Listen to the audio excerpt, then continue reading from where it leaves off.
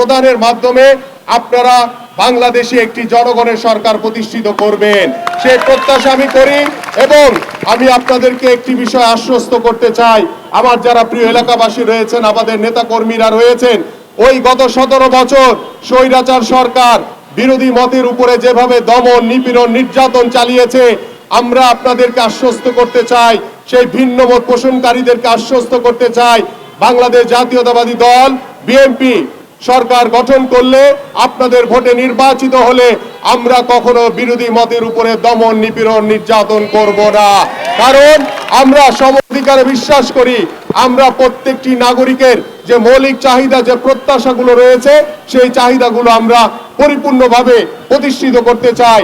আমরা শুধু কোনো দলের নয়, আমরা এদেশের জনগণের সংসদ সদস্য হতে চাই, এদেশের জনগণের সরকার হতে চাই।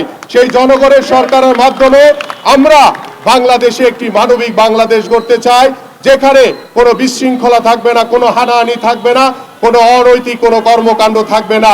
যদি আমাদেরকে আগামী ফেব্রুয়ারি নির্বাচনে নির্বাচিত করে আমরা যদি সরকার গঠন করতে পারি, ইনশাআল্লাহ সেই ফ্যামিলি কার্ড প্রত্যেকটি পরিবারের কাছে পৌঁছে দেওয়া হবে।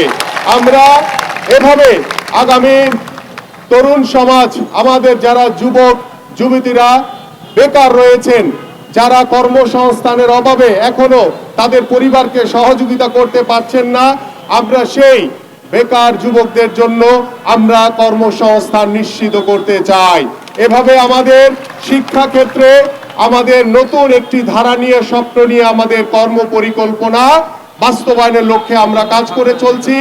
আমাদের আগামীর স্বাস্থ্য সেবাকে নিশ্চিত করার জন্য ইতিমধ্যে আমরা সিদ্ধান্ত নিয়েছি যে আমাদের বাংলাদেশের প্রত্যেকটি নিম্নআয়ের মানুষ, মধ্যবিত্ত বা সাধারণ মানুষ যারা বসবাস করেন, প্রত্যেকটি জায়গাতে আমরা স্বাস্থ্য কেন্দ্র নির্মাণ করব এবং সেই স্বাস্থ্য কেন্দ্র নির্মাণের মাধ্যমে আমরা প্রত্যেকটি স্বাস্থ্য কেন্দ্রে প্রায় 1 লক্ষ স্বাস্থ্যকর্মী নিয়োগ দেওয়া হবে। তার 80% হবে বাংলাদেশের নারীরা এবং সেই নারীদের মাধ্যমে আমরা বাংলাদেশে সম অধিকার, আমরা নারীর ক্ষমতায়ন এবং নারীদের নিরাপত্তা নিশ্চিতের মাধ্যমে আমরা একটি নতুন বাংলাদেশ, একটি স্বপ্নের বাংলাদেশ এবং একটি মানবিক বাংলাদেশ গড়তে চাই।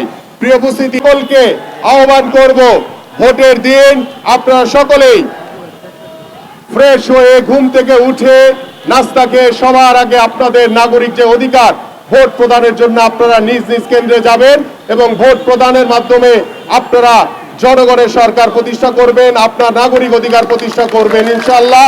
এই প্রত্যাশা ব্যক্ত করে এবং স্বেচ্ছাসেবক দলের সকল নেতৃবৃন্দকে আন্তরিকভাবে ধন্যবাদ এবং